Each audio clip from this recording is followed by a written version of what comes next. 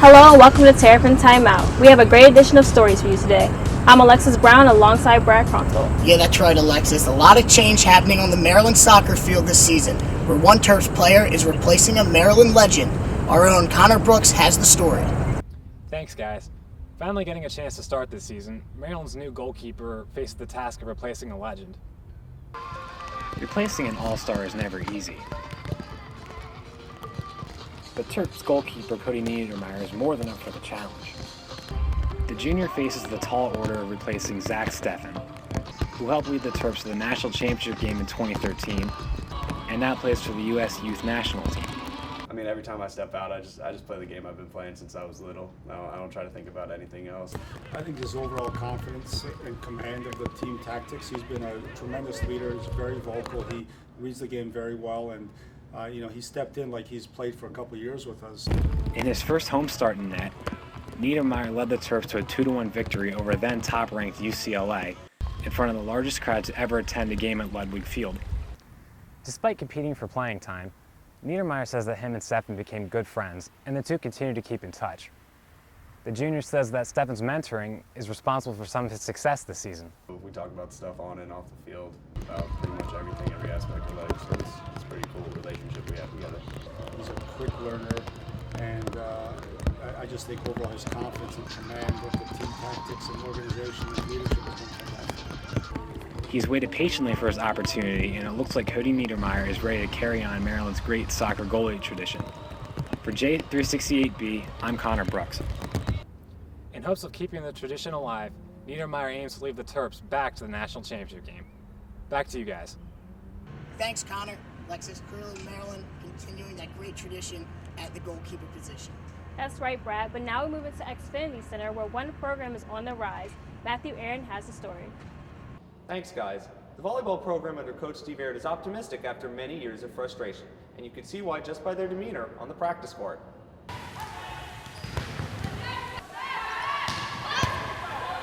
The noise at Xfinity Center Pavilion gets louder as practice gets more intense. In an atmosphere where getting better is goal number one, wins can almost feel secondary. But in the sea of noise, Coach Steve Aird can't help but smile at the progress his team has made. We're trying to get to a place where the kids play hard and they compete for you. And the fact that they're competing every day and working as hard as they do in practice has been fantastic. Even after practice is over, work is still going on for these players to become the best that they can. Because it's all part of Coach Aird's mantra, that in order to be the best, you can't stop working when practice or the season is over.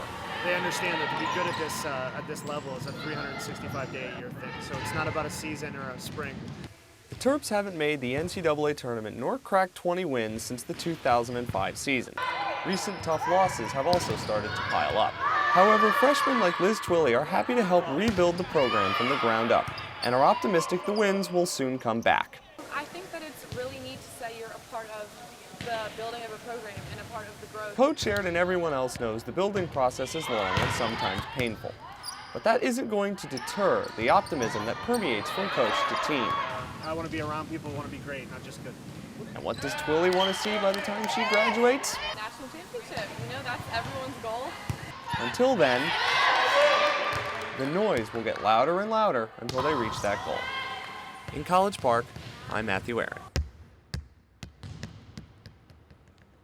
And you can see why so many people are optimistic about the direction of the volleyball program. Now back to you guys. Thanks a lot, Matt. Hopefully the volleyball team keeps trending in the upward direction. Yeah, and they'll need it with such a strenuous conference like the Big Ten. All right, now let's go from inside to outside. We'll pitch it over to Jimmy Williams. Thank you, Brad and Alexis. Fall may have just started, but spring is in the air here at the Maryland Softball Stadium as the Maryland softball team has already begun practicing for its 2016 campaign. The common thought has always been that pitching a softball is easier on the body than pitching a baseball, but there are more layers to that discussion. Today we take a look at the mechanics of throwing underhand and the stress it puts on the arm and the rest of the body. Madison Martin has been a softball pitcher since the age of 10. Now a redshirt junior at Maryland, she's literally thrown thousands of innings in her career. I would pitch in practice, every day in practice, and then usually once on the weekend in a weekend series. That is until last year when she sustained an injury to her drag foot, the foot that drags across the ground on a pitcher's follow-through. Just from repetition of dragging my foot, my ligaments got looser and looser, and then it all kind of eventually came together and everything kind of stopped working altogether when I was running. Martin's injury is a reminder there's more to softball pitching than a simple underhand toss. In fact, the motion stresses muscles and joints throughout the entire body. Terps pitching coach Lisa Norris added that pitching a softball is not a natural motion, and that mechanical issues can cause injuries. We have more injuries in the legs, the hips, and that kind of stuff than baseball. Then there's the issue of the arm motion, which works different muscles and subjects the arm to different forces than a baseball windup. Even though millions of players of all ages take to the softball field every year, research on the mechanics of softball's windmill windup remains incredibly sparse, although a 2009 study by doctors at the Rush University Medical Center did find that the arm experiences significantly higher forces during a windmill windup than during a baseball windup.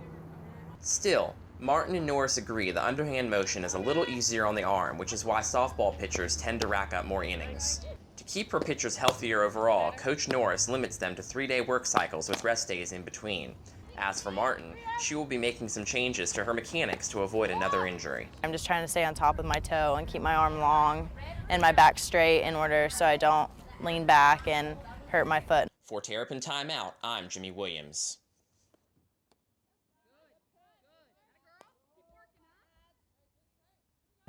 Martin and the Maryland softball team were a perfect 6-0 in their fall season. Martin says she's glad to be back in the circle and looks forward to the start of the regular season in February. For Terrapin Timeout, I'm Jimmy Williams. Brad and Alexis, back to you. Hey, thanks, Jimmy. Definitely an interesting take on injuries that most people probably wouldn't have thought of. And now from pitching to chipping, we'll take a look at how one golfer came from all the way overseas to play at Maryland. Eric Swan has the story. Thanks, Brad and Alexis. Fall is here and the men's golf team season is in full swing.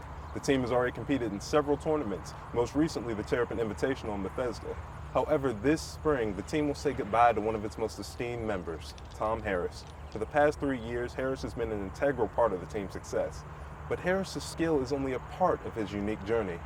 And today, we'll take a look into that journey. This spring marks the end of an era for Tom Harris.